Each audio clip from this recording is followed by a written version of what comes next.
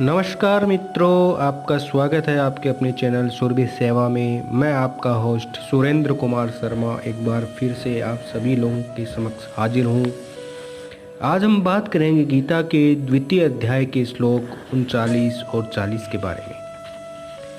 39वें श्लोक में भगवान श्री कृष्ण बोल रहे हैं, ऐसा ते अभिहिता सांख्य के बुद्धि योग त्विमाम शृणो बुद्धया युक्तो यया पार्थ कर्म बंधम प्रहास्यसि। हे पार्थ, यह बुद्धि तेरे लिए ज्ञान योग के विषय में कही गई है और अब तू इसको कर्म योग के विषय में सुन। जिस बुद्धि से युक्त हुआ तू कर्मों के बंधन को भलीभांति त्याग देगा, यानी सर्वथा नष्ट कर डालेगा। 40वें श्लोक में भगवान बोल रहे हैं, नेहा विक्रम नाशो अस्ति प्रत्यवायो न विद्यते स्वपल्मवश्य धर्मश्च त्रायते महतो भयात।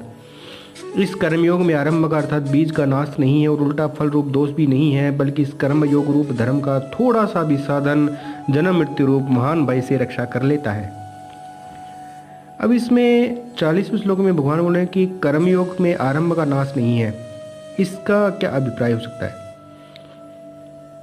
इसमें यह भाव दिखलाया गया है कि यदि मनुष्य इस कर्म योग के साधन का आरंभ करके उसके पूर्ण होने के पहले बीच में ही त्याग कर दे, तो जिस प्रकार किसी खेती करने वाले मनुष्य के खेत में बीज बोकर उसकी रक्षा न करने से और उसमें जल न सींचने से वे बीज नष्ट हो जाते हैं, उस प्रकार इस कर्मयोग के आरंभ का नाश नहीं होता है। इसके संस्कार साधक के अंतःकरण में स्थित हो जाते हैं और वे साधक को दूसरे जन्म में जबरदस्ती पुनः साधन में लगा देते हैं। इसका विनाश नहीं होता, इसलिए भगवान ने कर्मयोग को सत कहा है। अब इसका उल्टा फल रूप दोष भी नहीं है।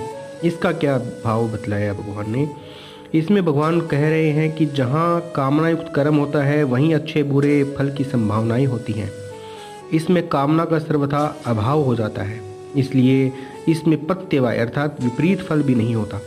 सकाम भाव से देव पितृ मनुष्य आदि की सेवा में किसी कारणवश त्रुटि हो जाने पर उनके रुष्ट होने से साधक का अनिष्ट भी हो सकता है, किंतु स्वार्थ रहित यज्ञ दान तप सेवा आदि कर्मों के पालने में त्रुटि रहने पर भी उसका विपरीत फल रूप अनिष्ट नहीं होता। अथवा जैसे रोग के नाश के लिए सेवन की हुई औषधि अनुकूल न पड़ने से रोग का नाश करने वाली न होकर रोग को बढ़ाने वाली हो जाती है, उसी प्रकार इस कर्मयोग के साधन का विपरीत परिणाम नहीं होता है। यदि वह पूर्ण न होने के कारण इस जन्म में साधक को परम पद की प्राप्ति न करा सके, तो भी उसके पालन करने वाले मनुष्य को न तो पूर्वकृत पापों के फलस्वरूप या इस जन्म में होने वाले आनुषंगिक हिंसादि के फलस्वरूप त्रिकी यानी नरकों की भोग की काम न तो नरकों का भोग करना पड़ता है और न ही अपने पूर्वकृत शुभ कर्मों के फलों इस लोक प्रलोक के शुभ सुख रूप से भोगों से वंचित ही रहना पड़ता है।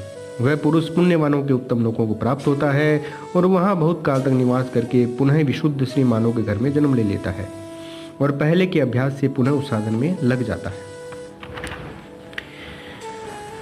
अब इसमें एक बात ये भी भगवान ने बतलाई है कि जबकि ये कर्मयोग का थोड़ा सा साधन वृद्धि को प्राप्त होने पर ही महान भय से रक्षा कर लेता है, तो वह थोड़ा सा महत्व क्या रहा?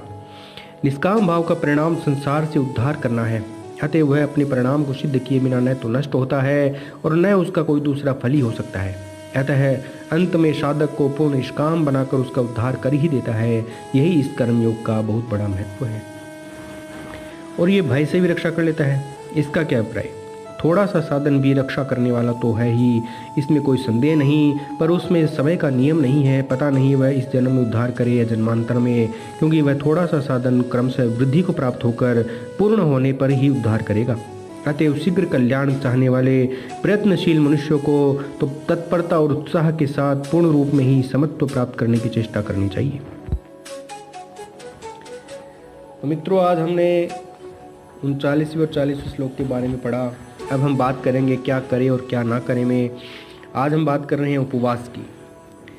उपवास के बारे में अग्नि पुराण, वृद्ध गौतम स्मृति और इसके साथ ही ब्रह्मोक्त यज्ञवल्क्य संहिता, अग्नि पुराण और आप आगे पढ़ोगे तो मत्स्य पुराण और वादुल स्मृति में भी इसका वर्णन मिलता है। पहली बात तो ये कि अनेक बार जल पीने से, पान खाने से, दिन में सोने से और मैथुन करने से उपवास दूषित हो जाता है। जल, फल, मूल, दूध, घी, ब्राह्मण की इच्छा पूर्ति, गुरु का वचन और औषधि ये 8 व्रत के नाशक नहीं है।